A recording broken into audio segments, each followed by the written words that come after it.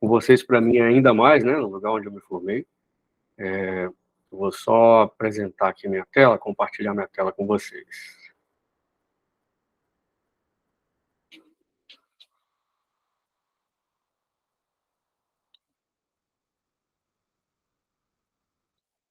Todos conseguem ver o slide? Sim, dá para ver. Está visível? Escutar tranquilamente. Bom, vocês podem ficar à vontade para interromper a qualquer momento, para a gente discutir, vai ser mais, eu acho que assim, a gente pode mais ter uma conversa, né? Para que todos tenham a oportunidade de a gente debater alguns temas relacionados, alguns tópicos, né, relacionados às complicações da hemorragia subaracnoide. A partir desse momento eu não vejo mais vocês aqui, né?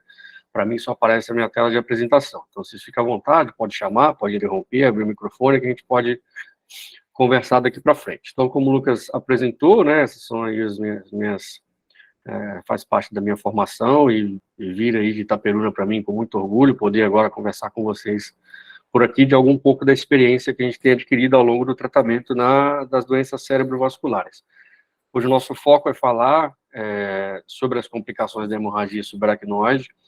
A gente está lidando aqui com uma doença que não é muito prevalente, apenas 5% das hemorragias intracranianas são hemorragia subaracnoide e espontâneas, né, e 85% das hemorragias subaracnoideias espontâneas são decorrentes da ruptura de um aneurisma cerebral, mas muito embora essa patologia não seja tão incidente na população em geral, né, mas ela é muito grave.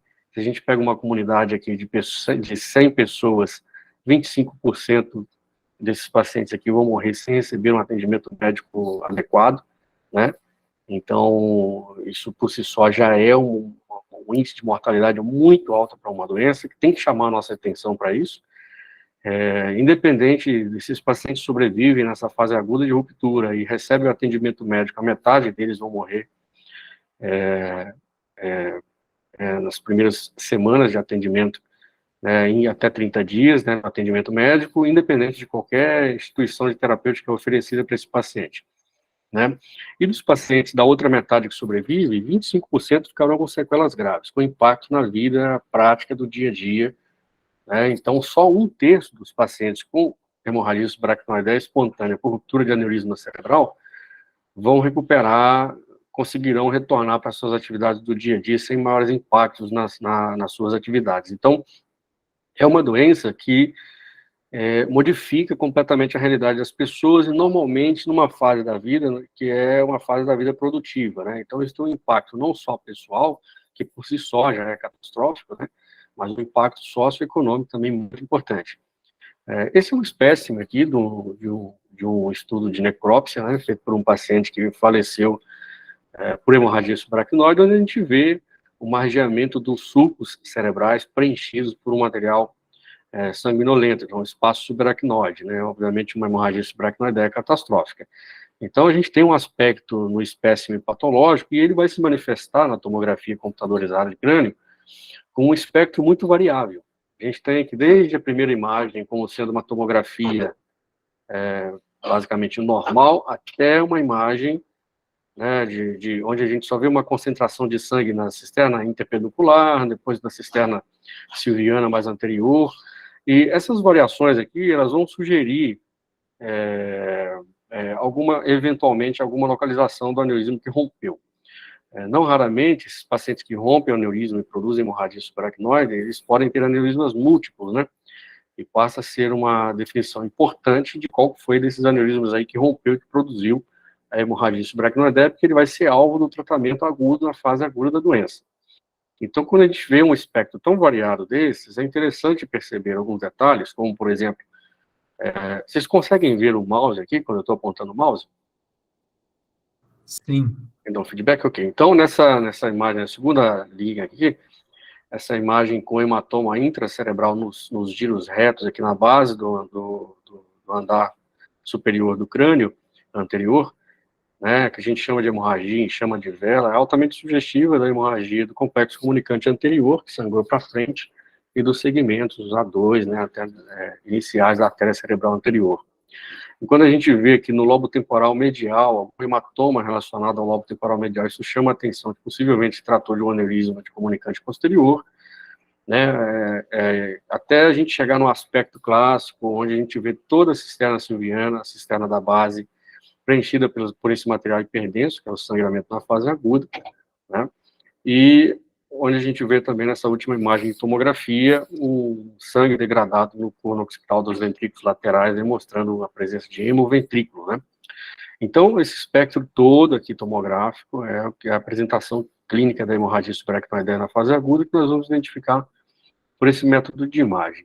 Então, essa aqui é uma ilustração por vídeo que mostra, né, lá na cisterna, no espaço subaracnoideu, a presença de um aneurisma sacular. E, de repente, esse aneurisma sofre uma ruptura e um extravasamento de sangue para o espaço subaracnoide. A partir desse momento, né, alguns fenômenos fisiopatológicos vão começar a acontecer, e o que a gente vê aqui é que esse cérebro entra em sofrimento local por conta da presença do sangue, que, em tese, não era para estar presente nesse compartimento natural do cérebro, né? Então, o aneurisma rompeu. A partir desse momento, a gente vai ter aí disparar um cronômetro, porque esse paciente vai desencadear uma série de respostas fisiopatológicas relacionadas à presença desse sangue no espaço que naturalmente não era dele. E aí eu chamo a atenção de vocês para um princípio que já é muito bem definido quando a gente começa a estudar o sistema nervoso central, né, desde a neuroanatomia até a neurofisiologia, que o sistema nervoso central é considerado um santuário imunológico. Então, até para você conseguir introduzir uma droga, um fármaco dentro do sistema nervoso central, existe uma dose específica, porque existe uma barreira hematoencefálica lá que impede a presença, o transpasso de toxinas, de moléculas para dentro do sistema nervoso central, e obviamente esse é um mecanismo natural de proteção. Quando ocorre a ruptura de um aneurisma cerebral no espaço subaracnoide, então nós temos a quebra desse santuário imunológico. Então esse aqui é o primeiro princípio fundamental que foi quebrado, e a partir desse momento nós deixamos de ter um cérebro que em tese estava protegido. Agora, em tese, qualquer toxina circulante no corpo inteiro pode conseguir chegar no sistema nervoso central com mais facilidade, por conta da quebra dessa barreira hematoencefálica. Mas as primeiras coisas que acontecem, depois que esse aneurisma se rompe, é o desencadeamento de uma resposta imunológica. Aqui do lado esquerdo da tela de vocês podem acompanhar. Essa resposta imunológica está acompanhada de infiltração leucocitária, a descarga de imunoglobulinas e de complemento, né? Uma resposta inflamatória relacionada aos mononucleares e às interleucinas da fase aguda de inflamação, né? Aqui do nosso lado direito já é mais relacionado aos produtos de degradação da hemoglobina, né? E a liberação de algumas monoaminas, serotonina, histamina. E aqui eu quero chamar a atenção para duas moléculas que são extremamente importantes na fisiopatologia das complicações decorrentes da hemorragia subaracnoideia aneurismática, que é a oxihemoglobina e a presença de radicais livres de oxigênio. Então, essas duas moléculas aqui são extremamente irritativas para o sistema nervoso central, e elas produzem modificações moleculares, biológicas e teciduais locais na parede dos vasos, com um potencial de irritabilidade muito intensa, né? Descarrilhando aí, no meio dessa catástrofe de citoquinas inflamatórias, né, existem também os fatores neurogênicos, que pode culminar aí com a ativação de fibras trigeminais e intensificar a cefaleia desse paciente. O edema cerebral, que passa a ser agora uma vertente que é muito importante e com a qual nós vamos ter que lidar daqui para frente ao longo dessa doença, pela própria quebra da barreira hematoencefálica, e aí a presença de células imunológicas, a transsudação de fluidos para dentro do espaço subaracnoideu e o próprio sangue, né? E o vasoespasmo cerebral e a isquemia cerebral tardia, que são duas complicações da hemorragia subaracnoideia neurismática, que nós vamos falar mais no final da nossa discussão daqui para frente, tá? Então, todos esses pontos que eu coloquei para vocês aqui, primeiro, a quebra daquele princípio fundamental de que o sistema nervoso central é um santuário imunológico, então nós perdemos isso a partir desse momento, quando o aneurisma se rompeu. E agora ocorre uma tempestade de citoquinas inflamatórias que vai gerar um ambiente completamente desfavorável para a estabilidade e homeostase do tecido cerebral. E daqui para frente o paciente vai desencadear uma série de respostas que o cérebro vai tentar, da forma dele, resolver isso, né? E a gente, muitas vezes, vai ter que tentar ajudar esse paciente e algumas vezes, não raras, tentar não atrapalhar esse processo. Então, a gente vai tentar, daqui para frente, focar nisso. E eu quero chamar a atenção para três fatores muito importantes, que são esses aqui que estão na tela de vocês agora. Primeiro, a idade do paciente, a quantidade de sangue e o tabagismo. E hoje já são classicamente relacionadas com o processo fisiopatológico de consequências da hemorragia subaracnoide. Sabemos que o paciente, quando ele é mais jovem, ele é mais suscetível ao vasoespasmo cerebral, porque as artérias são mais maleáveis, em contrapartida com o idoso, que tem artérias mais duras, mais enrijecidas. Então, o paciente jovem ele é mais suscetível. Nós sabemos já, esses estudos já comprovaram que a quantidade de sangue no espaço subaracnoide, quanto maior a quantidade de sangue, maior o risco de desenvolver as consequências do vasoespasmo e isquemia cerebral tardia. Existem tabelas classificatórias para isso, que nós vamos ver ao longo do decorrer da nossa discussão aqui também. E o tabagismo, basicamente, deixa esse paciente num estado de vasculopatia inflamatória sistêmica, inclusive para essa artéria cerebral que, nesse momento, está passando por um processo patológico agudo, né? Então, esses 3 pontos aqui são fundamentais, porque isso vai nos direcionando para aquele perfil daquele paciente que vai estar em maior ou em menor risco, como a gente vai tentar estratificar nos próximos passos. Então, esse paciente, invariavelmente, é um paciente muito grave, né? Esse paciente ele vai ser direcionado para um ambiente de unidade fechada, né? E o ideal é que essa unidade fechada ela seja um centro especializado em tratamento do doente neurocrítico, né? Felizmente, eu tive uma oportunidade de estar com vocês em Itaperuna, onde a gente tem uma UTI neurológica, e com muito orgulho, aprendi muito aí com o Augustinho e a sua equipe, e isso muitas vezes não é a realidade na maior parte dos hospitais, né, de ter um centro especializado no paciente neurocrítico. E para esse paciente em questão, da hemorragia subaracnoide aneurismática, a UTI neurológica é fundamental. Porque esse paciente, invariavelmente, ele vai ser visto por inúmeros profissionais, né, diuturnamente, ao longo do seu percurso aí pela frente. Nós temos alguns dias agora para acompanhar esse paciente e tentar fazer a curva de melhora desse paciente. Então, alguns pontos que são fundamentais que eu preciso chamar a atenção aqui para o centro especializado no paciente neurocrítico. E no nosso foco de hoje, com HSA aneurismática. Primeiro, o neurocheck, né, que o neurocheck, ele não deve ser uma exclusividade do médico intensivista, do neurocirurgião e do plantonista. Todos da UTI, que trabalham com UTI neurológica, têm que estar habituados com o neurocheck, né? Então, a equipe precisa ser treinada, desde os técnicos, os enfermeiros, e a linguagem, ela precisa ser fluida, pessoal, dentro do centro especializado no doente neurocrítico, porque esse paciente, ele tem previsão de piora neurológica, de mudança do quadro neurológico de forma abrupta, e muitas vezes a gente precisa ser muito precoce na identificação dessa piora neurológica para disparar os protocolos de atendimento adequados, né? Então, o outro ponto que eu preciso chamar a atenção é a passagem do caso em conjunto. Então, desde quando esse paciente foi recebido na emergência do hospital, que o colega vai fazer o transporte da emergência para a UTI neurológica, a passagem do caso desse paciente precisa ser em conjunto com o médico que atendeu ele na primeira vez, com um resumo do quadro clínico relacionado com as informações escolhidas com os familiares, né, medicações pregressas. Se o neurocirurgião já fez o atendimento desse paciente na fase aguda, para clipagem do aneurisma, para empregar o tratamento definitivo, né, sendo a clipagem ou a embolização do aneurisma, a passagem precisa ser feita do neurocirurgião para o neurointensivista e a sua equipe, né, porque isso evita muitos conflitos de informações que muitas vezes causam transtornos ao longo do atendimento desse paciente aqui, e isso é fundamental. O primeiro passo é a gente não atrapalhar o curso da doença, né, porque ela por si só já é uma doença muito crítica, já é uma doença muito grave. Então, a passagem do caso em conjunto, pelo menos uma vez por dia, ela precisa ocorrer entre as equipes que estão lidando com esse paciente, né? Esse paciente, invariavelmente, ele vai seguir uma curva que a gente tem algumas previsões daqui para frente, a gente vai falar sobre elas, e a gente sabe que entre o 7º e o 10º dia de evolução dessa doença, da fase aguda da HSA, esse paciente vai entrar numa fase crítica, onde muitos processos fisiopatológicos complexos podem acontecer. Então, a gente tem que ter uma previsão de que a gente tem que otimizar clinicamente esse paciente até o 5º dia da UTI, para ele chegar na fase crítica da doença com a otimização máxima que nós conseguimos.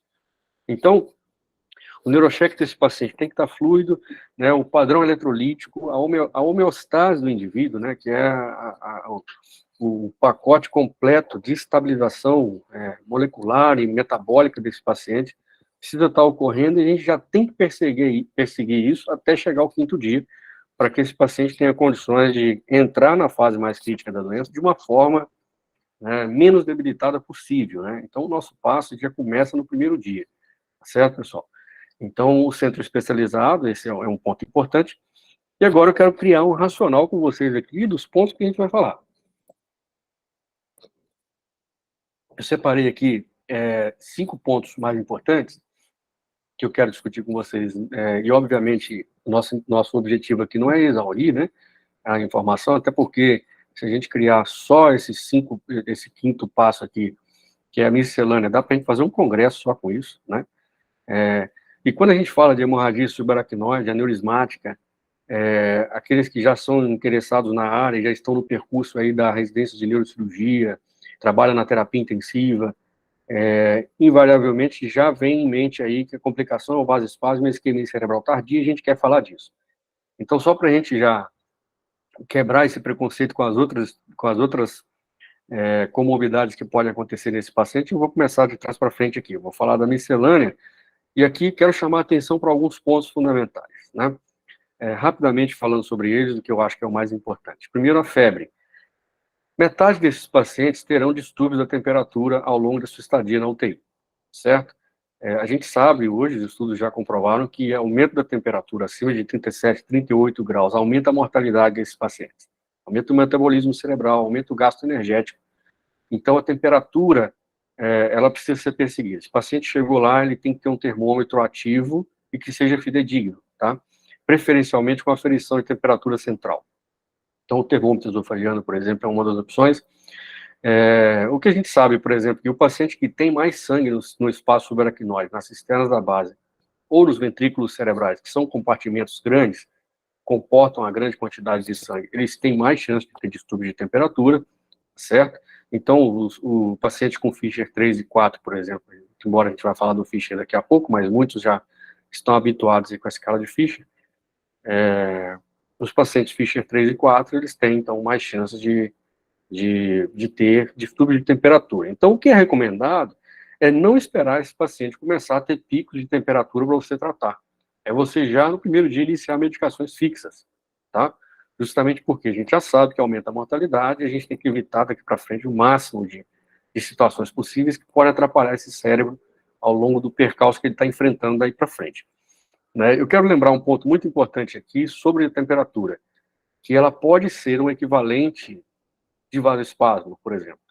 Se o paciente está lá no 7º dia, 8º dia, está indo bem até agora, e de repente ele começa a fazer picos de temperatura, tem que chamar a atenção que esse paciente pode estar entrando em vasoespasmo. Isso pode ser um equivalente do vasoespasmo, certo? A gente não esperar só o declínio neurológico ou um déficit neurológico focal para pensar em vasoespasmo. Nós sabemos que o vasoespasmo pode começar a se manifestar na sua fase incipiente por várias frentes aí, inclusive distúrbio de sódio, a hiponatremia, que é a principal delas. Então, isso já pode ser um indicador que esse paciente está entrando na fase de vasoespasmo. Obviamente que o intensivista, isso já é corriqueiro, quase que medular, ele vai afastar, vai entrar com protocolo de screening de infecção e vai afastar a infecção, mas isso tem que chamar a atenção.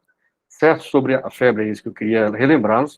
E sobre a anemia, a gente sabe que esse contexto aqui, né, pessoal, do 5º step, a gente olhando para esse slide, a gente vê esses 8 pontos aqui, o que tem que chamar a nossa atenção? Que a hemorragia subaracnoideia, muito embora seja uma hemorragia que está banhando agora a superfície cerebral, ela é uma doença sistêmica. Primeiro que o santuário imunológico agora ele já está comunicado com o restante do corpo, né?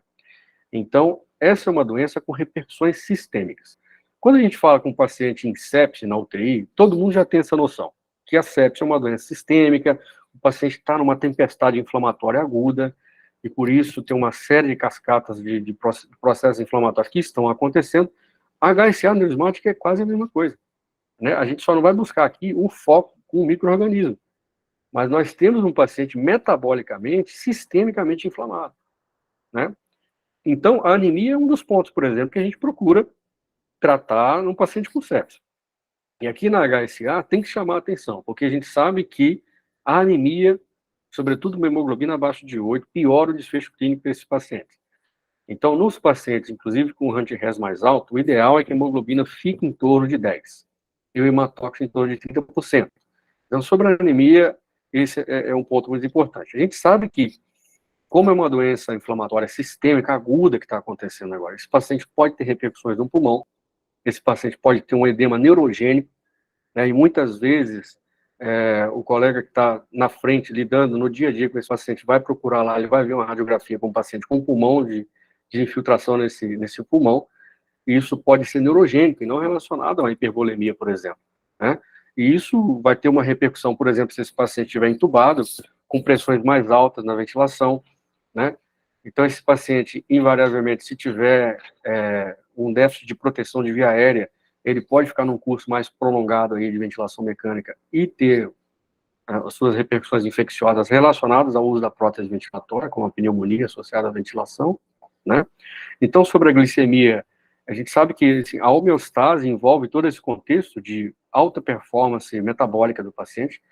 A gente sabe que o paciente, quando está inflamado, invariavelmente, sobretudo quando ele já é um hiperglicêmico prévio, agora é o momento que ele vai descompensar a glicemia. Então, o ideal é que as pessoas, os médicos e a equipe médica, e aí eu incluo todos que estão lidando com esse paciente, que estão no cuidado de frente com esse paciente, né, procurem de forma protocolar lidar com a glicemia, e não da forma como cada um quer fazer o seu protocolo. Não, o ideal é que a instituição tenha um protocolo e siga esse protocolo sabendo que o alvo é manter essa glicemia abaixo de 180, certo?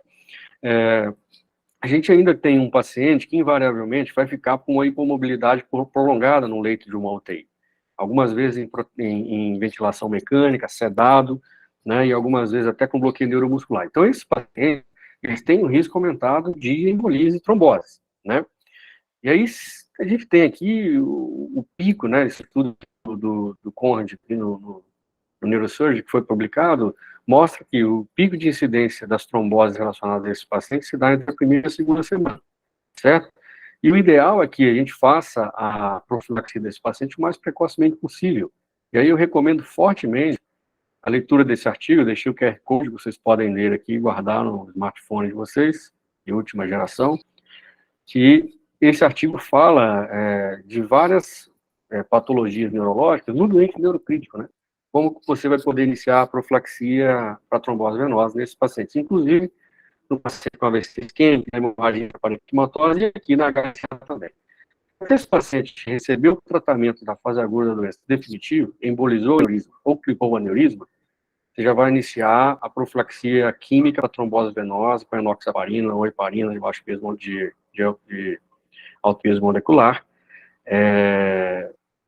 até com 24 horas do tratamento definitivo. Se esse paciente está com aneurisma roto, obviamente que você não vai poder fazer isso, e aí você vai manter a tromboprofilaxia mecânica desse paciente com bota e compressor pneumático, certo?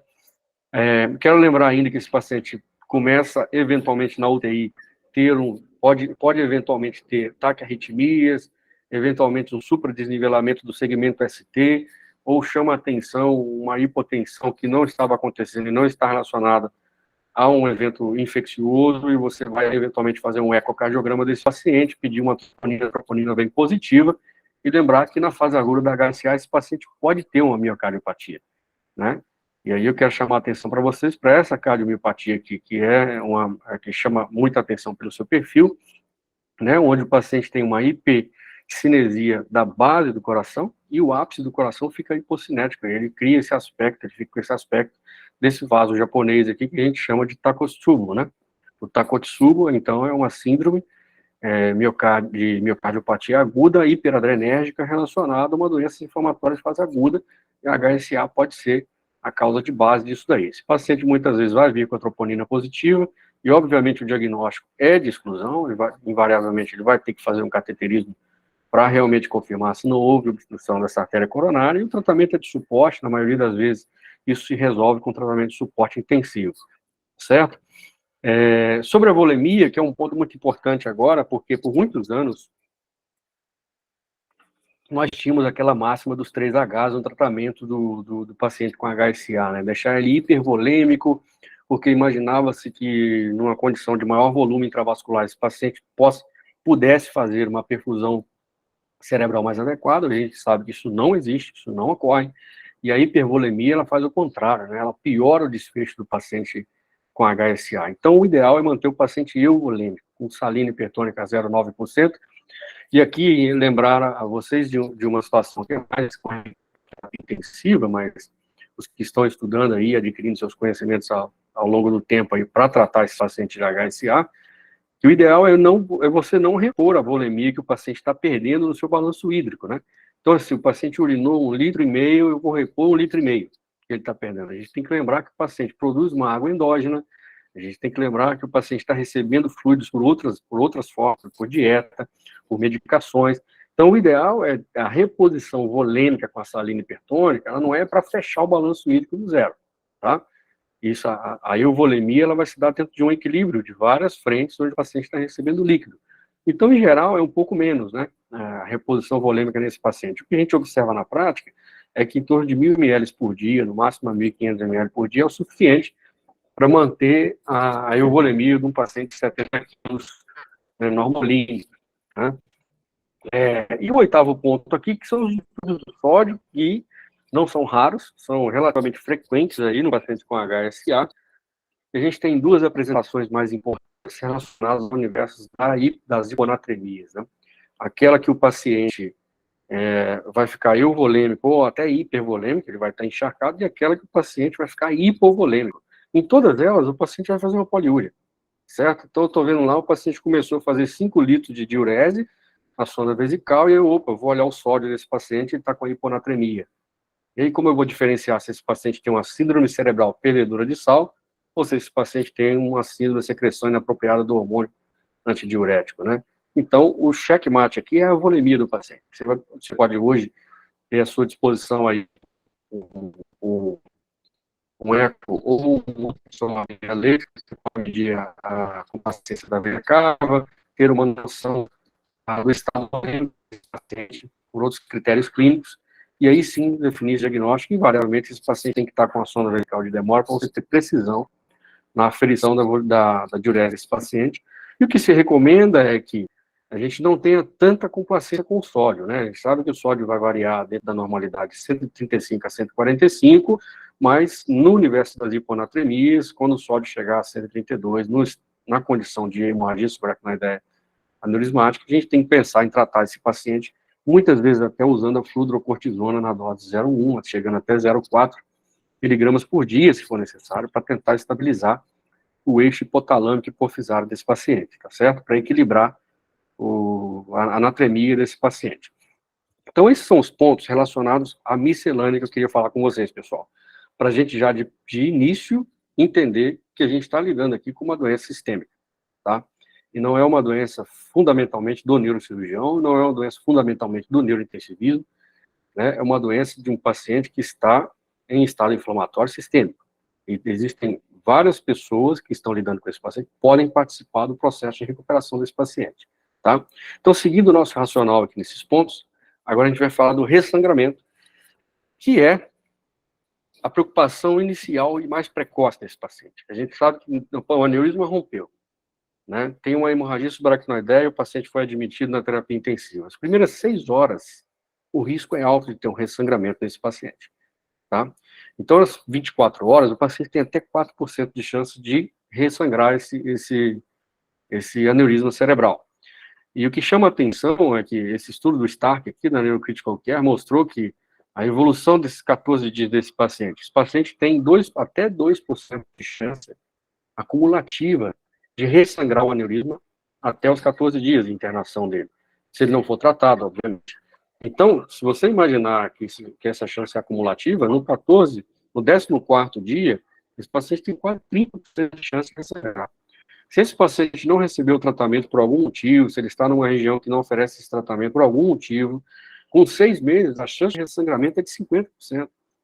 Então, o ressangramento, ele é a preocupação inicial, precoce, imediata, porque é catastrófico. A altíssima mortalidade quando o aneurisma ressangra. A gente vê que a HSA, até esse ponto, já é muito catastrófico, por todos os motivos que a gente viu até agora. Se o paciente ressangrar, aí a chance dele diminui muito de sobrevida nessas situações. A gente sabe que alguns fatores, como o tamanho do aneurisma, aneurismas maiores têm mais chance de ressangrar, sobretudo os aneurismas gigantes, aqueles maiores de 25 milímetros, né?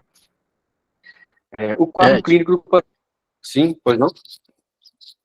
Cara, você pode explicar isso novamente em números das primeiras 24 horas e até o 14º dia, Sim, posso. por favor?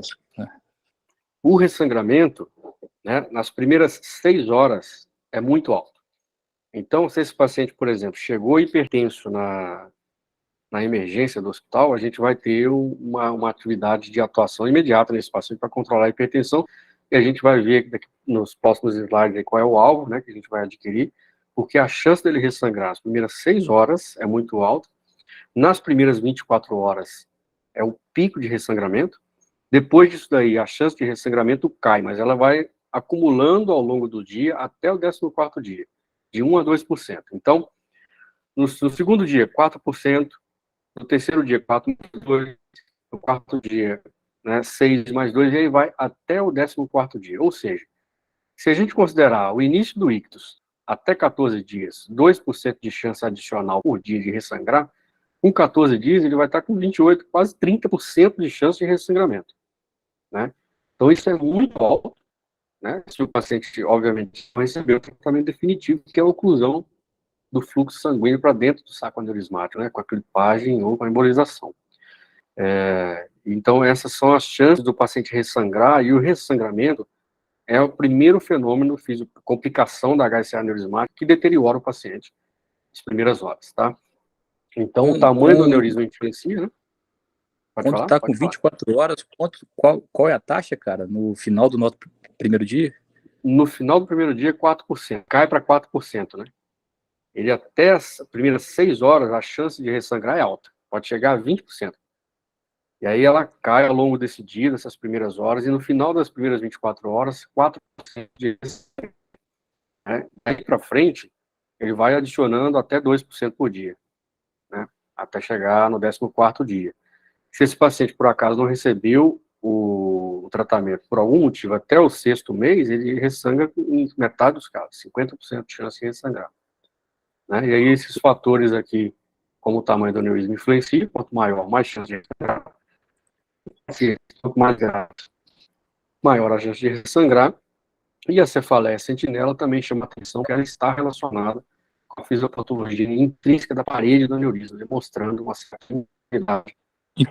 Então assim, esse paciente no segundo dia tem mais ou menos cerca de 4% de chance.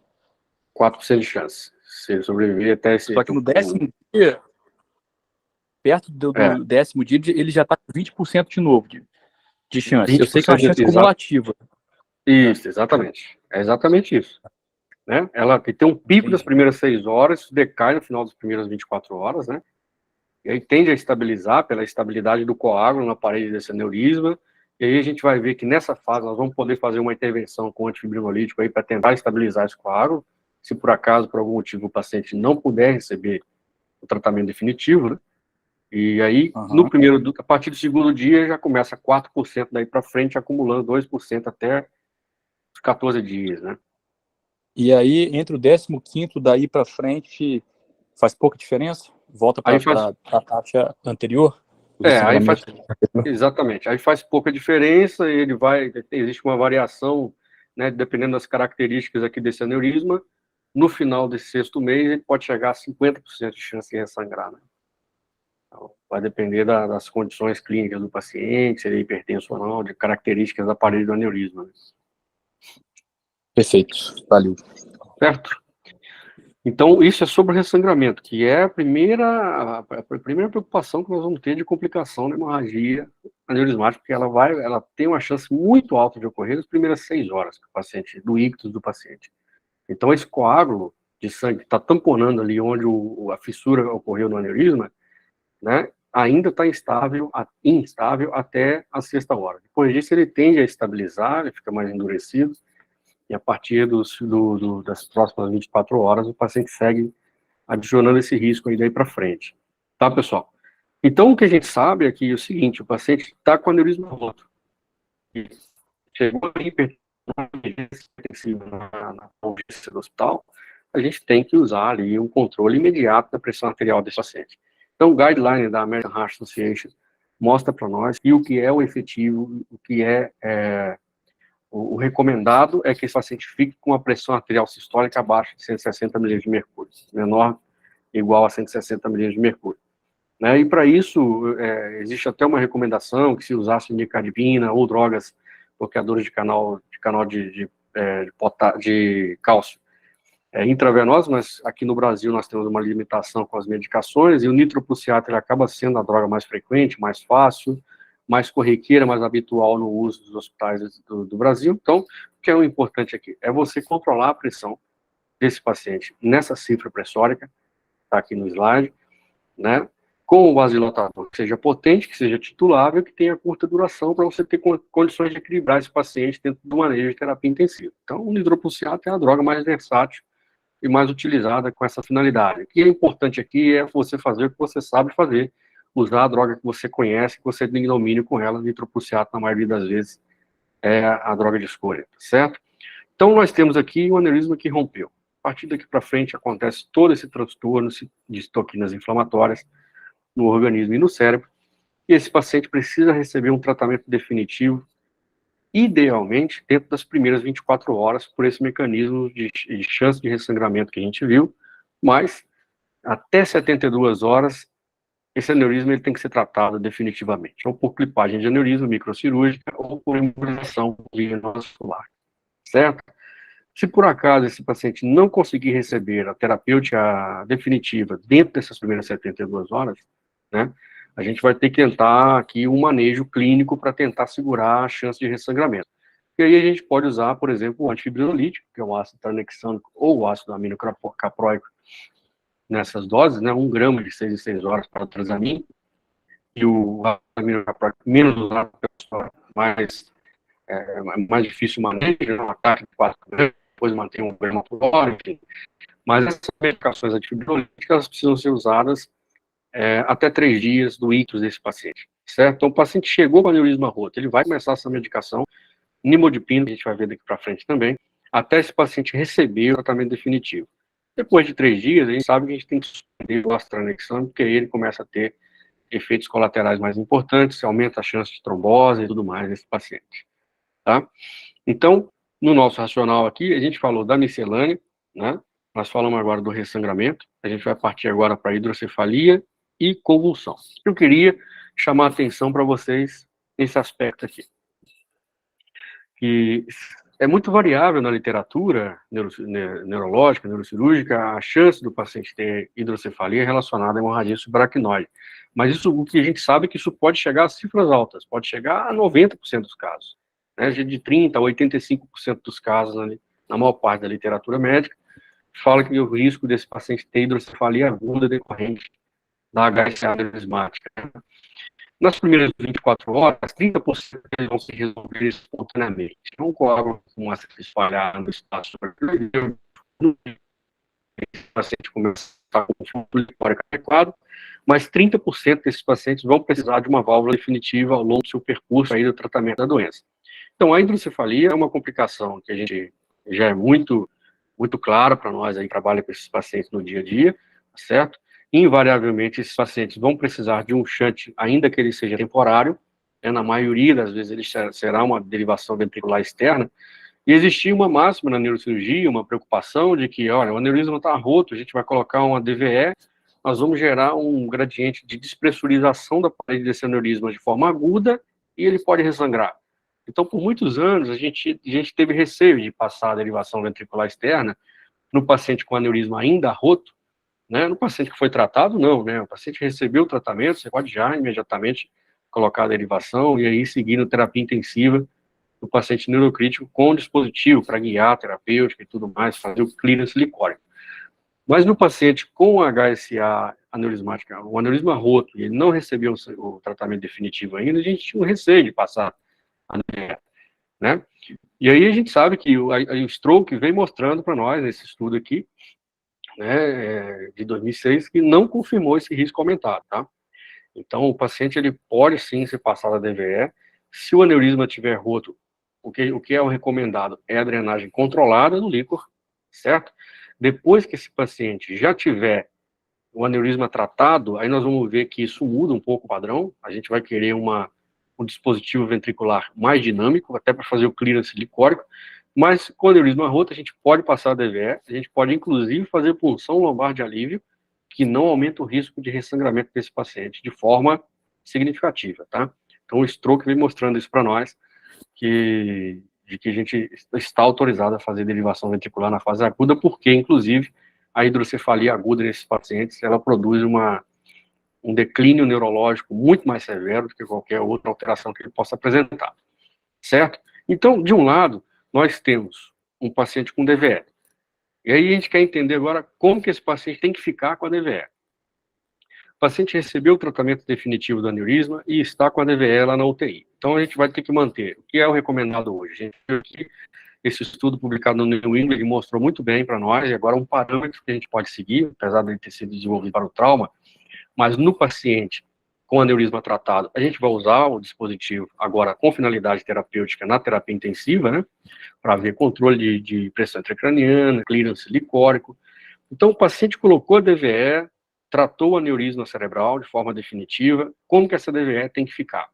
O ideal é que essa DVE não fique alta, ao contrário do que a gente imagina, vamos deixar em 18, 20, para drenar só o excesso. Esse estudo vem mostrando, do New England aqui, vem mostrando que o ideal é deixar essa DVE mais baixa, em torno de 10, 12, justamente por uma situação muito simples, que a gente vai esclarecer aqui, que é evitar a manipulação desse dispositivo. E manter um gradiente de drenagem constante desse líquor, justamente para clarear esse líquor, ter um clearance licórico adequado, tirar esse sangue daí de dentro, certo? Então, se você coloca uma DVE e deixa no nível de 10, mantendo o gradiente, você evita que toda hora a pessoa vai lá, sobe a DVE, abaixa a DVE, aumentou a drenagem, aí sobe a DVE, diminui a drenagem, abaixa a DVE, não. Mantém o nível de gradiente de drenagem mais baixo, se o aneurisma está tratado, que isso é o ideal para esse paciente, tá certo? Então, como o paciente deve ficar com a DVE? É isso, dessa forma. E agora, a gente tem uma preocupação que não é só dos neurointensivistas, mas do neurocirurgião, do plantonista, e tudo. O paciente colocou um dispositivo intraventricular. Todos nós agora estamos preocupados em retirar esse dispositivo, pela chance da ventriculite, risco de infecção associada ao dispositivo, que começa a ser mais frequente depois do 7º dia, 10º dia, né? Então, mas o paciente colocou a DVE, a gente quer pensar em tirar essa DVE em algum momento o mais precocemente possível, né? Então, qual que é o racional aqui? Como a gente tem do lado esquerdo, como ficar com a DVE, e aqui do lado direito, como sair da DVE. Então, um passo que é interessante é você fechar a DVE por 24 horas. E o que a gente observa aqui é que, se o paciente vai tolerar bem o desmame, nas primeiras horas ele já vai demonstrar isso. O paciente que vai sair, vai conseguir desmamar da DVE, nas primeiras 3 horas, as primeiras 12 horas, ele vai manter a pressão intracraniana estável e aí vai conseguir sair da DVE. Se ele não conseguir desmamar, se ele for dependente, normalmente nas primeiras horas a gente já vai identificar esse paciente, tá? O débito é um ponto importante. Se a gente vê que ao longo do tempo o débito da DVE está diminuindo, né, e você coloca ela em 15 e o débito declinou bastante, então provavelmente esse paciente já está sendo um paciente desmamado da DVE, né? E um mecanismo que já é corriqueiro, que a gente faz com mais frequência, é a elevação sequencial da pressão, né? Você eleva o copinho e vai vendo qual é a resposta que o paciente tem, né? Então essas são as formas de como a gente tem que sair da DVE, tá, pessoal? Então a gente falou aqui da hidrocefalia e agora passando para a convulsão. A gente sabe que esse paciente tem um sangramento, e aí a gente fala, poxa, agora um sangramento, o paciente está grave, dentro de um contexto catastrófico desse, então eu preciso me precaver de tudo, e a crise convulsiva é uma delas. A gente sabe que quando o paciente convulsiona, o metabolismo cerebral aumenta muito, o gasto energético aumenta muito, ele pode inclusive fazer um AVC durante a crise convulsiva e piorar muito o desfecho clínico desse paciente no final, né? A gente sabe que aqui no lado esquerdo de vocês tem esses 4 pontos aqui, são os fatores de risco para a crise convulsiva. Os pacientes hipertensos são mais suscetíveis, eles com sangramentos maiores, mais densos, com formação de hematoma intracerebral, intraparenquimatoso, tem mais chance de ter crise convulsiva, sobretudo no lobo temporal. Os pacientes que já têm zonas de infarto na tomografia de crânio têm mais risco de apresentar crise convulsiva, e os pacientes que foram submetidos ao tratamento definitivo pela cirurgia têm um pouco mais de chance de ter crise convulsiva que os tratados por via muscular. E isso não tem nada a ver com qual técnica é melhor, qual técnica é pior. Pelo contrário, a microcirurgia é uma técnica para pacientes jovens, na maioria dos casos. Então, Mas a crise convulsiva é mais frequente nesse grupo de pacientes. Então, isso vai dar um embasamento para a gente pensar em qual paciente a gente vai querer fazer a profilaxia para a crise convulsiva, né? E aí apareceu essa revisão da Cochrane, né, em 2010, mostrando para nós que a droga antiepiléptica para profilaxia primária ou secundária na hemorragia subaracnoideia não demonstrou evidência que suporta o uso dessa medicação, certo? Então, no paciente que tem um anti-Res baixo, um paciente clinicamente menos grave, em tese, não há uma recomendação formal de se fazer profilaxia para crise convulsiva nesses pacientes, tá? E aí vem um outro estudo da Neurocritical Care, mostrando, é um estudo randomizado, né, um trial bem definido, com um nível de evidência muito bom, dizendo que, tudo bem, então eu quero fazer profilaxia para esse paciente, porque eu acho que ele tem um fator de risco ali, tem hematoma temporal e tudo mais. O que é melhor, né? Fazer uma profilaxia um tempo mais restrito, enquanto ele estiver internado, quanto tempo eu deixo a droga, deixo um mês. Então, o que esse estudo vem mostrando que fazer profilático para crise convulsiva por tempo prolongado não é superior a fazer o profilático por curto intervalo de tempo. Ou seja, você pode fazer por curto intervalo de tempo com a mesma evidência científica de eficiência, né, minimizando as chances de efeito colateral do uso da medicação a longo prazo. Então, diante desse racional que nós temos de evidência até hoje, qual é o paciente que nós vamos escolher para fazer profilaxia de crise convulsiva? Aqueles que têm esses critérios do lado esquerdo aqui que está assinalado para vocês, mas o racional que fica é individualizar os casos, tá? Então, a gente vai olhar para o paciente, individualizar a proporcionalidade da aplicação dessas drogas para o caso específico desse paciente. Mas a premissa que tem que ficar é que o intervalo é curto. Se a gente for usar, a gente vai usar por 3 dias, que a gente sabe que é nesse intervalo de tempo aí que é o pico da crise convulsiva pode ocorrer, né? Nos pacientes que estão sedados, entubados, a gente não tem um parâmetro clínico eficaz para dizer que esse paciente está demonstrando que, então, o ideal é que esses pacientes, até porque normalmente eles são mais graves, né? É usar a droga profilaticamente por 3 dias, certo? E evitar essa droga nos pacientes de baixo risco, no HUNT-RES 1 e 2, tá? Evitar a fenitoína, porque ficou demonstrado nesses estudos que a fenitoína tem um pior desfecho cognitivo nos pacientes que usaram a fenitoína. Com uma dificuldade para nós aqui no Brasil, porque é uma droga muito versátil, venosa, fácil de fazer, mais acessível para nós, mas se fosse possível, por exemplo, o valproato de sódio venoso, ou o levetiracetam, que seria a droga de escolha ideal para esse paciente, seria o levetiracetam, certo? Mas o que tem que ficar dessa informação é, se eu eleger esse paciente para usar, eu vou usar por intervalo curto, tá?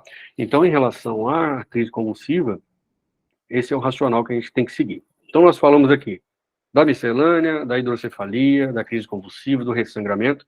E agora a gente entra em 2 tópicos mais importantes, partindo aí já para o final da nossa conversa de hoje aqui, falando dos pontos que, em geral, é o que as pessoas mais querem falar, que é o vasoespasmo, a isquemia cerebral tardia relacionada à hemorragia subaracnoideia, aneurismática, que é uma complicação gravíssima na doença, né? A gente sabe que o vasoespasmo arterial, por exemplo, ele é um estreitamento arterial com mais de 50% do volume, do lúmen dessa artéria, por tempo prolongado, mas que seja reversível. Por que isso? Porque, invariavelmente, a gente tem que lembrar que existem as alterações anatômicas de vasos.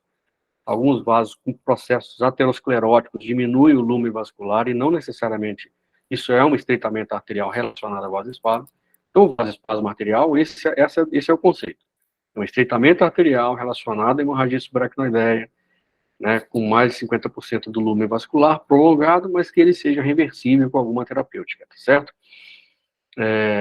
O que a gente vê na prática é que esses pacientes que sangraram, após o 3º dia do ictus, do sangramento da HSA, 70%, se a gente fizer angiografia em todos eles, 70% terão angiografia positiva para vasoespasmo, certo? Só que só 50% desses pacientes que a gente vê na angiografia com vasoespasmo ficarão sintomáticos. Ou seja, existe uma discordância importante aqui entre aqueles que vêm na angiografia e aqueles que vão manifestar o vasoespasmo clínico. Né? Então, isso é muito importante, esse cenário aqui, definição desse cenário aqui.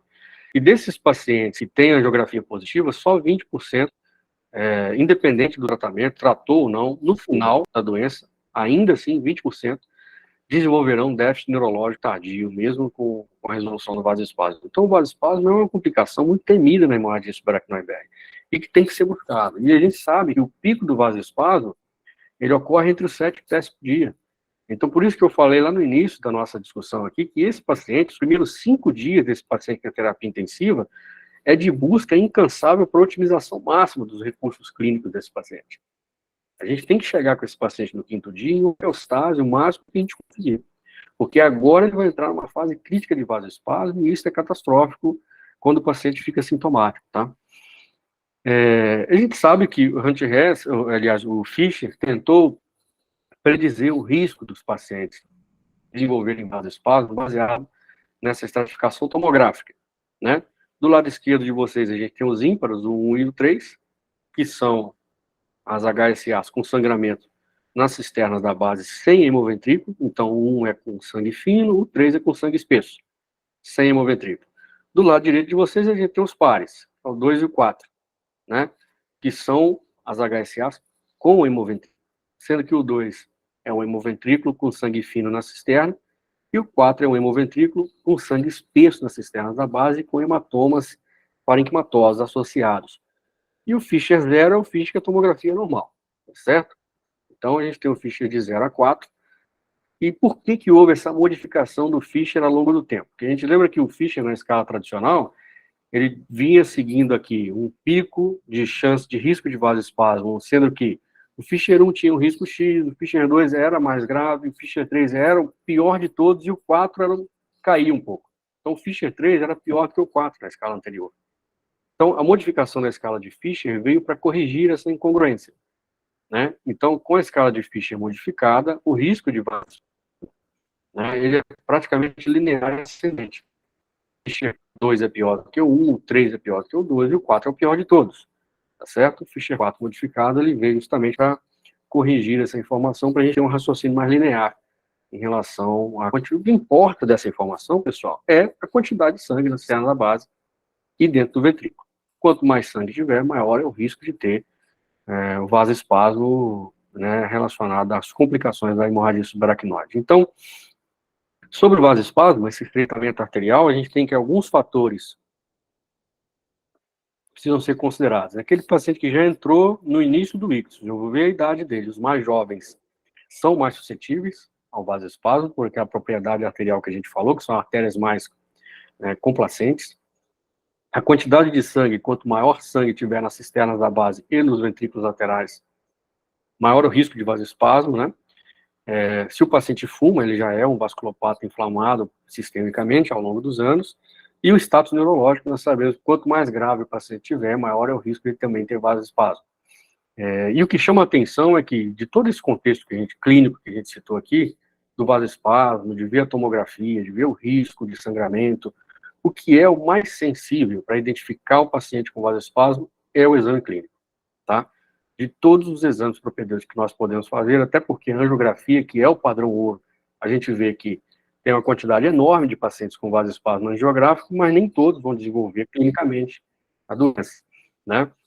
Então, o exame clínico é o mais sensível, é o mais importante para a definição de vasoespasmo clínico nesses pacientes. Algumas ferramentas aqui nesse cenário são fundamentais, né? Hoje já é mais do que consolidado o uso do Doppler transcraniano, e aqui eu quero chamar a atenção para alguns princípios.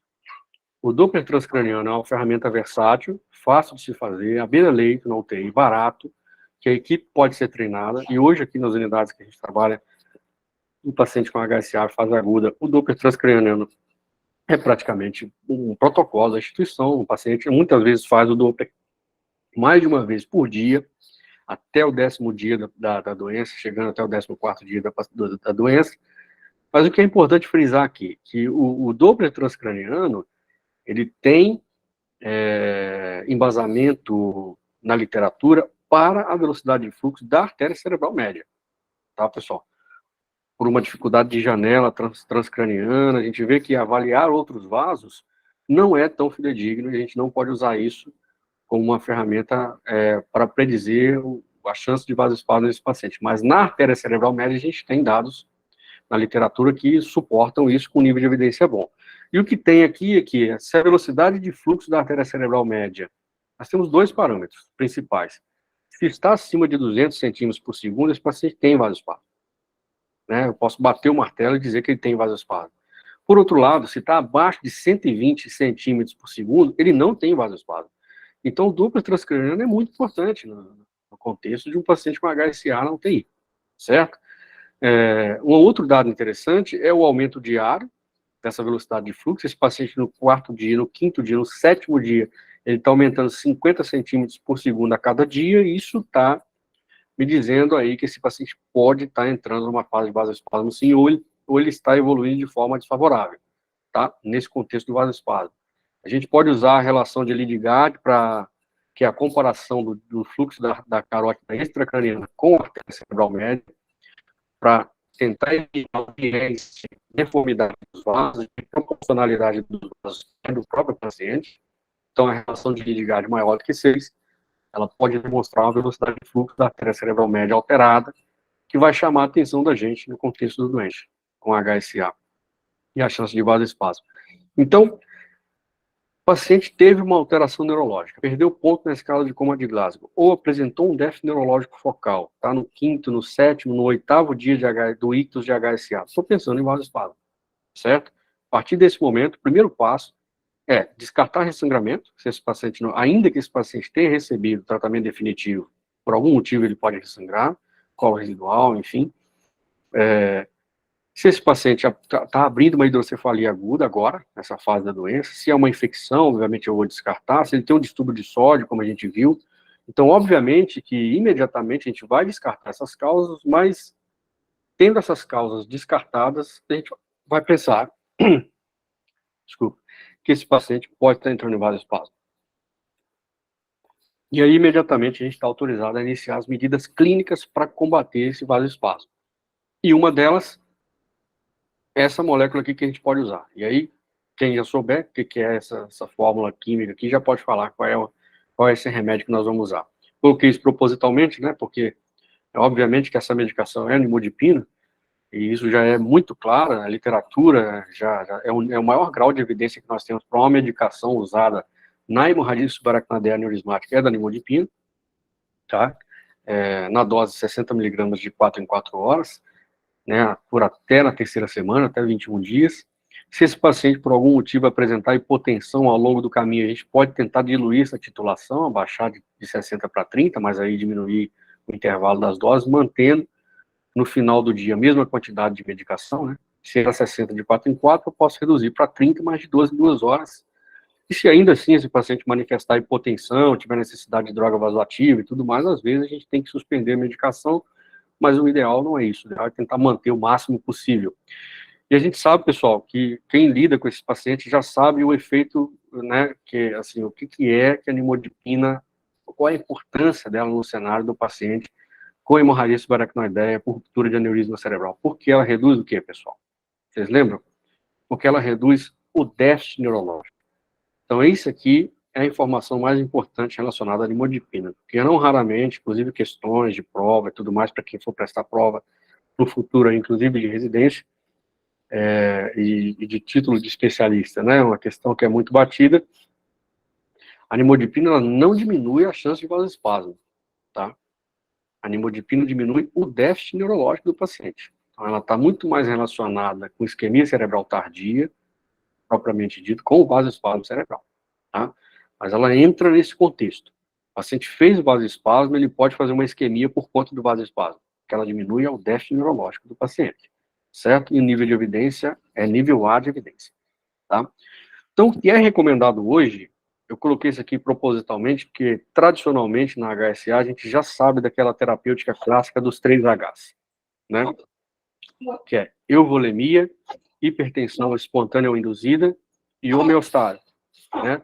Aquela terapia dos 3 Hs, que mantém hipervolemia no paciente, estado hipercinético, isso não existe, né, pessoal? Não existe mais. A gente sabe que a hipervolemia piora o desfecho do paciente com HSA. Então, eu vou manter propositalmente os 3 Hs, mas modificando agora a ideia, que eu coloquei o Hzinho no euvolemia, só para a gente manter esse racional e desconstruir a ideia dos 3 Hs antigos.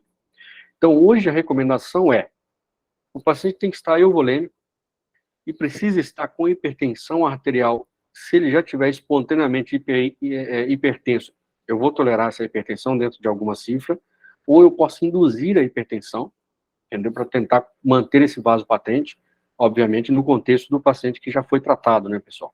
Com embolização ou com clipagem. E homeostase geral, e homeostase, tudo que vocês puderem imaginar aí de homeostase vai estar nesse pacote. Estudo de sódio, contexto hormonal, diurese do paciente, balanço hídrico, tudo tem temperatura, toda aquela miscelânea que a gente falou, está dentro do pacote da homeostase desse indivíduo. Então, isso é que é o mais importante terapia neurointensiva nesse paciente. Esse paciente tem que estar euvolêmico, hipertensão induzida ou espontaneamente tolerada, tá? E o paciente em homeostase, tá? E aí a gente tem aqui, né, esse estudo que mostrou para nós, publicado na Stroke também, um trial clínico, que mostrou que a hipervolemia, né, ela aumenta o débito cardíaco do paciente, mas ela não melhora a pressão de perfusão cerebral, tá? Então, a hipervolemia vai trazer consequências para o paciente sem melhorar a pressão de perfusão cerebral, que é o que a gente quer efetivamente para evitar a morte neuronal nesses pacientes, tá? Então, esse guideline aqui, que mostra no manejo da imagem supracraniana, coloca 3 princípios fundamentais. Hipertensão arterial. E aí, qual que é o alvo disso? A gente pode tolerar a hipertensão nível altíssimo mesmo, podendo chegar a cifras pressóricas de pressão arterial sistólica até 220 milímetros de mercúrio, né? E aí a ideia é, se esse paciente começou a apresentar um declínio neurológico ou sinais clínicos de instabilidade neurológica, você pode aumentar a PAM dele em 20%, né? Sabendo que você pode incrementar mais 10% na segunda hora até esse paciente apresentar resposta neurológica ou entrar para a escalada aí dos próximos eventos que a gente vai ver daqui para frente para tratar o possível vasoespasmo. A euvolemia, sabendo que é definido hoje na literatura, na hipervolemia nesses pacientes, piora o desfecho clínico deles, né? E a hipertensão arterial, que efetivamente mostrou aumentar a pressão de perfusão cerebral. Então, ela a gente tem que perseguir. Uma pressão de perfusão cerebral tem que ficar em torno de 80 a 120 milímetros de mercúrio, na média de 110, tá? Para esses pacientes, de 100 a 110. Então, de um lado, nós temos a recomendação para esses pacientes. Então, esses pacientes precisam usar o nimodipino no primeiro dia do ictus, na dose que a gente colocou, euvolemia, hipertensão espontânea ou induzida depois do tratamento definitivo, homeostase de tudo que nós pudermos imaginar desse paciente, lembrando do distúrbio do sódio, de uma boa ventilação, se esse paciente estiver ventilado, das complicações cardiopulmonares que esse paciente pode apresentar, lembrando que ele é um doente sistemicamente comprometido, né? E as não recomendações.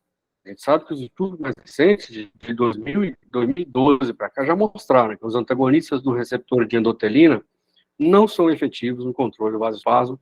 As estatinas, tem um estudo de 2018 mostrando com a simvastatina, especificamente, não mostrou benefício no controle do vasoespasmo.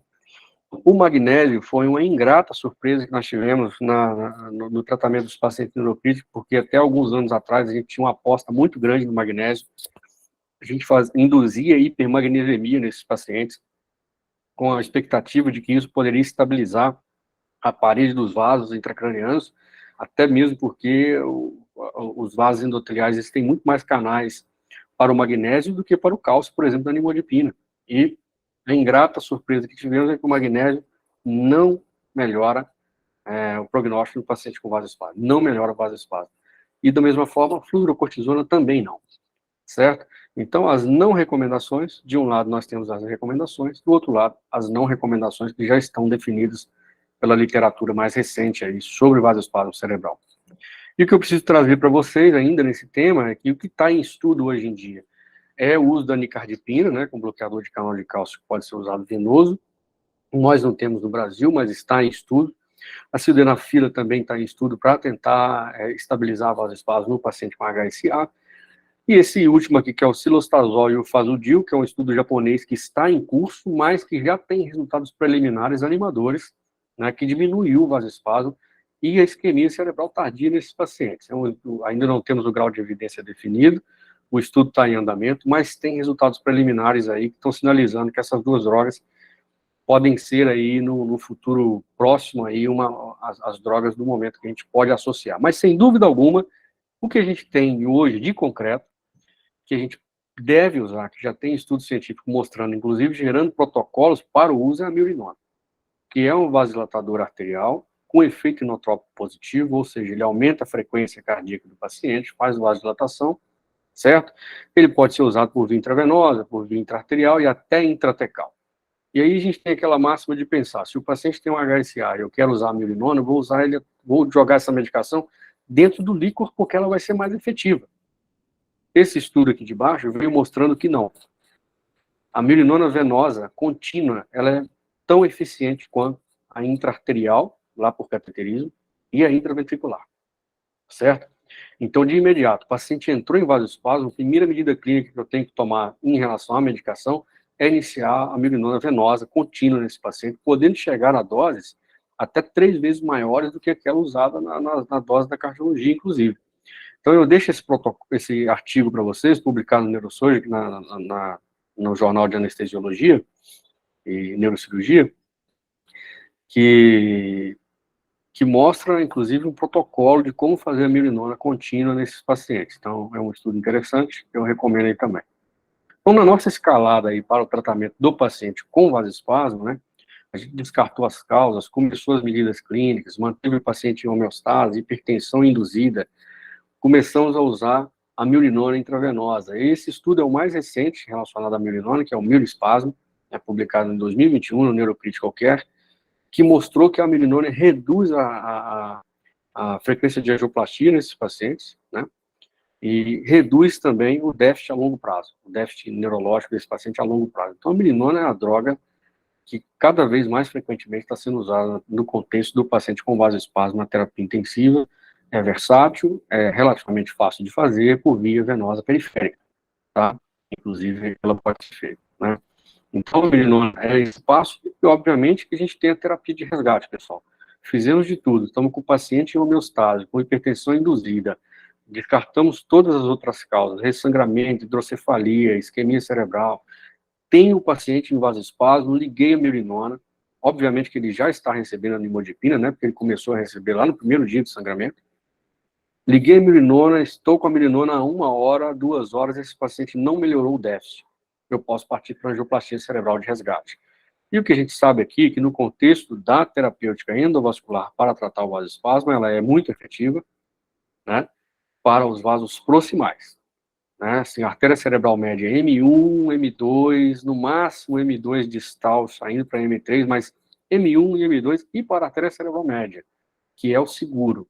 A gente sabe que para a artéria cerebral anterior, né, a gente tem cada vez mais o desenvolvimento dos devices, os balões estão melhorando cada vez mais e está proporcionando que a terapêutica atinja outros vasos, mas o que nós temos de evidência é que a angioplastia cerebral para os vasos proximais, a artéria cerebral média no máximo início de A1 e M2 inicial, certo? Então a gente pode introduzir o microcatéter nesse vaso, insuflar o balão e reverter o vasoespasmo. E a milrinona intraarterial, ela pode ser usada no momento da angioplastia para você tentar atingir justamente essa circulação distal, onde não é possível atingir com o balão, tá? Então você pode usar a milrinona intraarterial, a gente fica com uma infusão por 30 minutos ao longo desses vasos aí para tentar minimizar e com evidência científica de que sustenta mais o efeito da angioplastia endovascular intraarterial. Bom, muita informação, né, colocando aqui esses 5 passos para nós falamos de bastante coisa aqui sobre as complicações de hemorragia neurismática, hemorragia subaracnoideia por ruptura de aneurisma. Ficou faltando só aqui a gente falar da isquemia cerebral tardia, que é nosso próximo ponto. Eu não vou me prolongar muito mais sobre esse tema, porque a isquemia cerebral tardia, ela tem muito a ver com todo esse contexto clínico, metabólico do paciente, mas qual que é o racional que nós temos que levar para a nossa vida sobre a isquemia cerebral tardia? Diferentemente do vasoespasmo, que é muito mais frequente nos vasos mais calibrosos, vasos proximais, artéria cerebral média, A1, a isquemia cerebral tardia é uma doença da microcirculação, tá? É justamente lá naqueles vasos mais corticais, onde o nosso catéter não vai chegar. É ali que começa a acontecer uma resposta inflamatória, espasmos microvasculares, microtrombos começam a acontecer, a despolarização cortical nesses pacientes pode gerar uma instabilidade metabólica no córtex, né? e apoptose neuronal. O neurônio pode entrar em sofrimento metabólico e entrar em apoptose, e esse paciente fazer screening em déficit neurológico focal até 6 semanas depois do ictus da HSA. Tá? Então, a gente tem que lembrar, o paciente abriu um déficit neurológico, né, tá no decorrer da fase aguda da doença, vasoespasmo, isquemia cerebral tardia. Entender que o vasoespasmo e a isquemia cerebral tardia são fenômenos fisiopatológicos completamente diferentes, embora possam estar relacionados.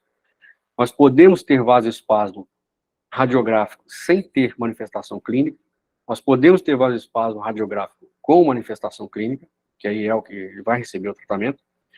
Nós podemos ter vasoespasmo radiográfico sem ter isquemia cerebral tardia, podemos ter isquemia cerebral tardia sem ter nada de vasoespasmo. Então, são fenômenos fisiopatológicos completamente distintos que têm que ser pontos claros na nossa mente aqui no lidar com esse paciente com hemorragia subaracnoidea aneurismática na UTI, né? Porque são essas duas frentes que nós vamos buscar nesse paciente com tratamentos que são semelhantes. E aqui eu vou deixar para vocês aqui o que nós temos de melhor até agora que nós podemos fazer para a isquemia cerebral tardia. É essa droga que nós já usamos aqui, né, no início, que a gente falou que reduz o déficit neurológico do paciente. A gente sabe que o nimodipino, ele estabiliza um pouco mais, ele dá mais chance do paciente não ter isquemia cerebral tardia ao longo do percurso da fase aguda da hemorragia subaracnoide, tá, pessoal? Então, eu acho assim que é uma doença grave, nós temos que sempre relembrar as complicações da hemorragia subaracnoide.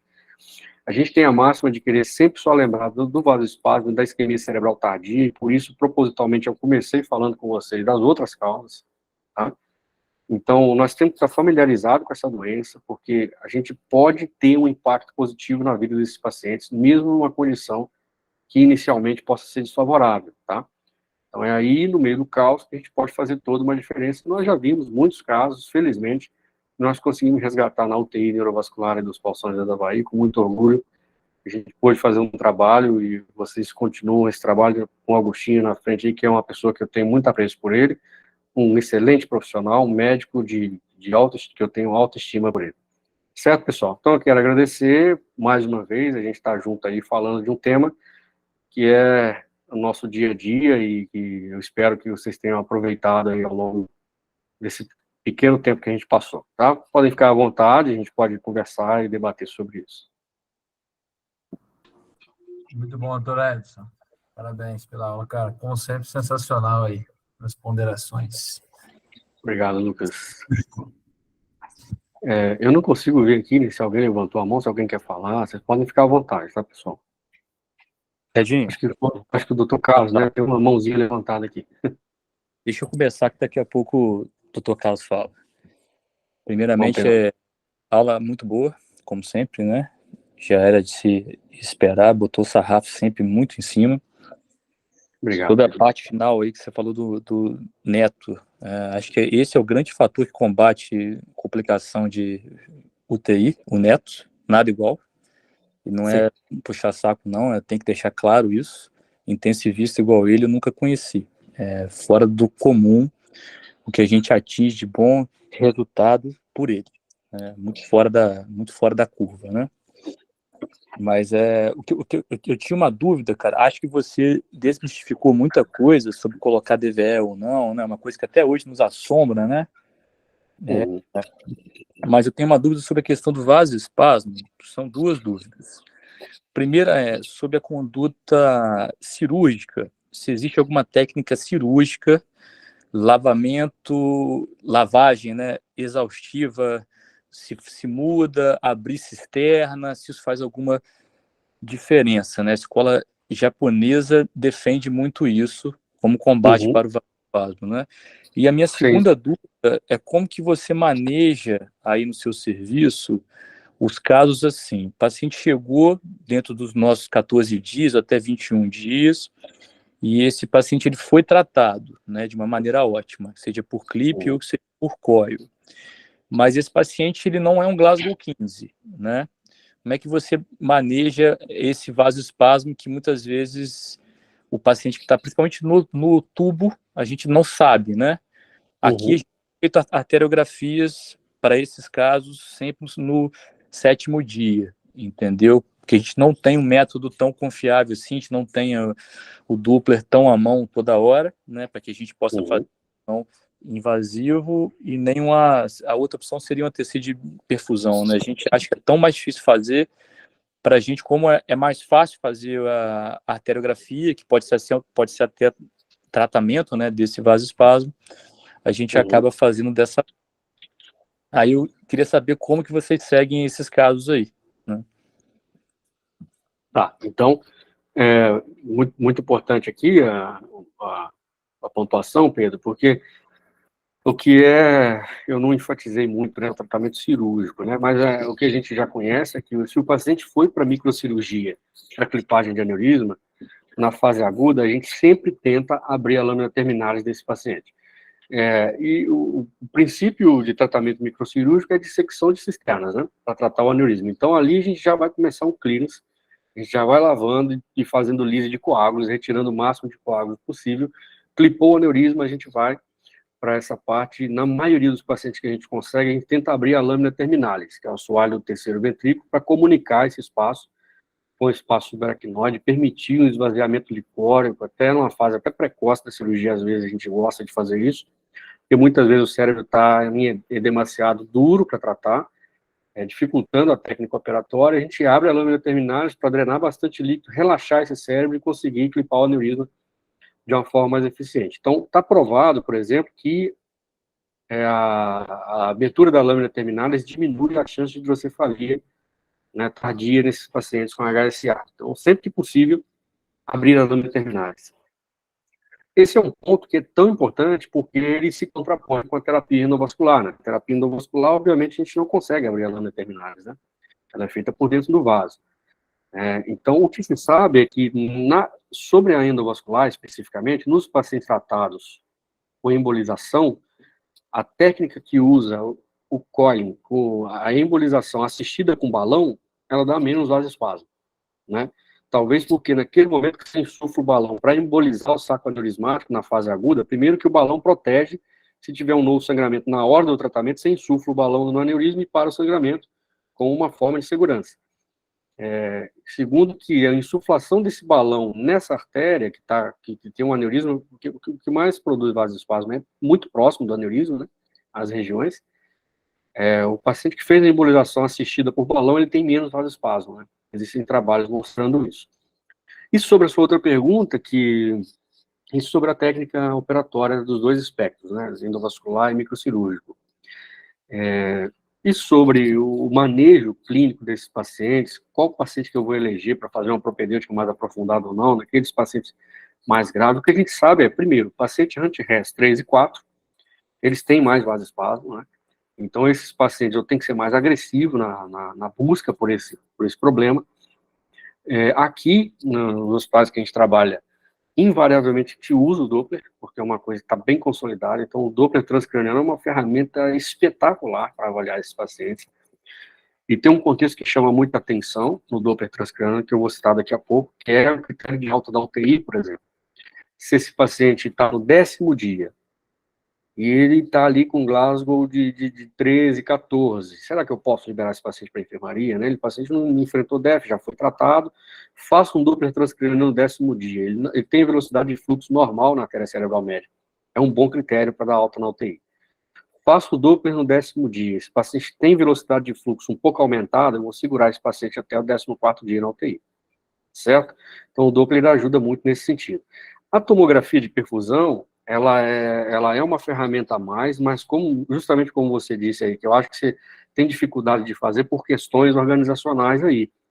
Mas a dificuldade que a gente tem de fazer, ela é na técnica mesmo. A tomografia por perfusão, não existe um parâmetro ainda bem definido que a gente possa usar categoricamente para afirmar que isso aqui está acontecendo uma isquemia cerebral nesse paciente, ou ele está tendo déficit de perfusão. Não existe um número mágico ainda definido. Esse é um exame difícil de avaliação. Muitos neuroradiologistas não têm familiaridades ainda com a tomografia de perfusão. Então, a gente ainda não tem dados de literatura que suporta isso de forma categórica para aplicar num protocolo a TC de perfusão. Mas é uma ferramenta a mais, eventualmente ela pode ser usada em casos específicos, né? A tomografia de perfusão, se tiver disponível, uma ferramenta adicional que você pode colocar dentro do pacote para tomar a decisão. Mas aqui no contexto, o Doppler transcraniano é a ferramenta que está dando o suporte muito importante para nós aí, para tomar a decisão na fase aguda. E tem literatura que respalda esse protocolo que você segue, de fazer angiografia no 7º dia. Né? Eles falam, os estudos falam entre o 5º e o 7º dia, né? Sobretudo o grupo do Japão faz muito isso, né? E na China também eles fazem angiografia no 7º dia, justamente pelo potencial de possibilidade de tratar, se já foi identificado. E realmente o paciente neurocrítico é o mais desafiador, né? A gente perdeu o parâmetro clínico, a gente fica quase que às cegas. Eu acho que vale lembrar, Pedro, sobretudo nos mais jovens, aí, nós, né, que não somos tão velhos assim, mas quem está começando também a lidar com o paciente, antes da gente pensar em terapias inovadoras, em exames sofisticados, a gente tem que lembrar que muitas vezes o paciente vai nos dar a pista clínica, né, muitas vezes com picos de febre, muitas vezes com distúrbio de sódio, com a poliúria que abriu no 7º dia. E aí sim, eu acho que esse paciente neurocrítico é um bom paciente para fazer o screening, né, com angiografia, tá? Então existem protocolos que a gente pode depois, num segundo momento, também falar de protocolos de tratamento no neurointensivismo, né, desse daí. Mas aqui no nosso racional a gente usa muito Doppler transcraniano. Tá? Perfeito, cara. Muito obrigado. Edinho, Professor, ao laço. obrigado, Eu queria ouvir o Agostinho, cara. Acho que o Agostinho está aí, não está? Eu queria ouvir o Agostinho agora. Ele está por aí? Bom, acho que ele está presente na reunião, mas não sei se ele está ouvindo, né? Estou aqui, sim. Isso. Desde o início, pô. Muito bem. Eu queria dizer que, como alguém que chegou a fazer o Doppler à época no hospital, eu entendo como uma ferramenta que faz muita falta para a gente. Eu acho que a gente tem que entender que é possível insonar também cerebral anterior, cerebral posterior. Existe um outro índice também de Sustiel que você, né, o faria similarmente ao que você falou do Lindengar, e aí você usaria basilar e vertebral para fazer esse cálculo. E talvez a gente possa discutir, tentar trazer, né, o Doppler de novo para a gente, não somente para hemorragia subaracnoideia. Parabenizá-lo, né, como sempre, tá, pela sua apresentação.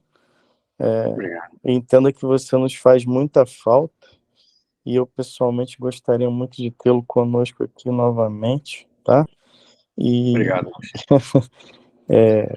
Não só como colega, mas como amigo também. Eu tenho muitas saudades de você. Você é uma pessoa muito querida por mim. E eu acho que eu não teria nada que complementar, cara. Eu acho que o que você falou era o que efetivamente eu falaria, só que com relação ao milrinona, eu também vejo que a gente costuma fazer também hipotensão, né? Então ficar um pouco ligado também nesse sentido quando do uso da milrinona. Tá bom? Com certeza. Tá jóia? Obrigado, meu amigo, pela palavra. Valeu. Sempre um prazer.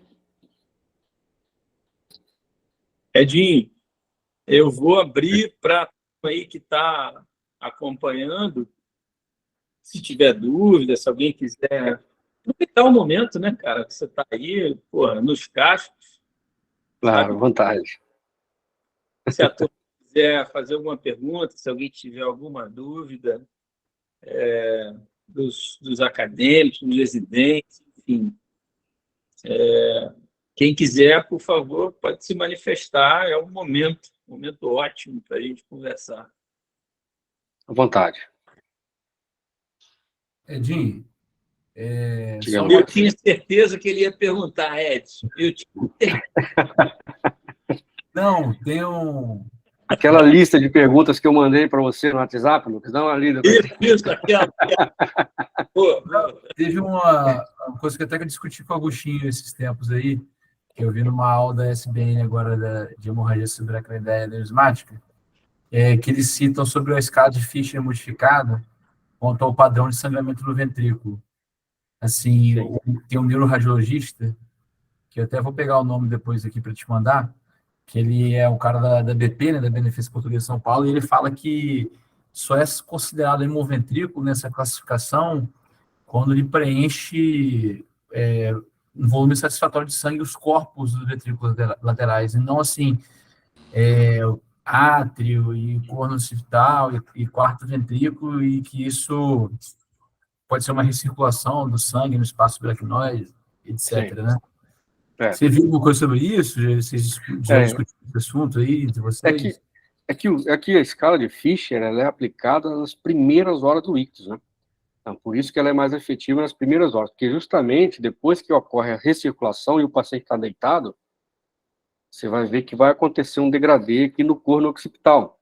E aí, independente, pode estar na cisterna silviana esse sangue, que quando ele começar a recircular, no segundo dia ele pode estar lá depositado no corno occipital e ter um hemoventrículo, mas não pelo mecanismo de infusão direta, de violação do sistema ventricular, né, que é o que... A ideia que tem que ficar em relação ao risco de vasoespasmo, pela escala de Fischer, é a quantidade de sangue. Por que a gente fala do hemoventrículo? Porque o compartimento ventricular cabe ali dentro 70 ml de sangue, 80 ml de sangue, por exemplo, além do que está no espaço subaracnoide. Então, é uma quantidade muito grande de sangue que pode estar lá dentro do ventrículo. Então, realmente, isso tem essa diferença mesmo, né? Porque se o sangue teve uma ejeção, violou o sistema ventricular primariamente e preencheu esse ventrículo, a quantidade inicial de sangue ali dentro é enorme, né? Que é realmente diferente de recircular depois. É uma observação importante. Por isso a escala de Fischer inicial, lá a entrada, ela tem que ser registrada. A gente pode replicar depois e comparar, mas ela é nas primeiras horas, né, do ictus, né? Show de bola. Eu não vou me prolongar muito não, porque já está ficando tarde. O pessoal está cansado Tranquilo. aí. Só agradecer mesmo a presença. Obrigado. Espero que vocês tenham aproveitado, né? Nos próximos encontros aí nós teremos a satisfação de encontrar com nomes aqui de alto impacto na neurocirurgia vascular do país. O Dr. Sérgio tem uma experiência enorme com aneurisma cerebral e vai trazer certamente informações muito bacanas sobre tratamento, o know-how que ele tem aí de tratamento dos aneurismos. Acho que vale a pena o pessoal acompanhar, né? O professor Feres, né, dispensa comentários, possivelmente deve estar conosco aí também para falar de MAVE, o doutor Hugo Dória, o doutor Rafael. Então, são pessoas que estão envolvidas no dia a dia aí com a doença cerebrovascular, tá? Então, são grandes nomes aqui de São Paulo, que são invariavelmente presentes nos congressos de neurocirurgia, e vocês vão ter oportunidade de estar com essas pessoas nos próximos encontros, tá? Isso aí. É um projeto antigo nosso que a gente está colocando em prática esse ano, né, Edson? É isso aí. Quem quiser vir, aprender, participar, tenha vontade, mandem os links aí pro pessoal. Isso. E a gente está à disposição aqui em São Paulo, né? Fica à disposição de vocês também. E precisar de alguma coisa, querer conhecer o serviço, se alguém tiver interesse, podem ficar à vontade ao longo do desenvolvimento técnico na neurocirurgia de vocês. Obrigado, Edson. Obrigada, Edinho. Excelente aula. Ana Paulinha, obrigado. Saudades, meu querido. Quanto tempo, hein? Acho que deve estar todo mundo de plantão, né? Eu ia falar, não falei? Deve estar todo mundo de plantão. Paula pediu o link da aula e falou que ia te ver aqui. Tá com saudade de você. Aí, ó. Senti saudade, Paula de plantão, provavelmente, né? Ah, não é plantão.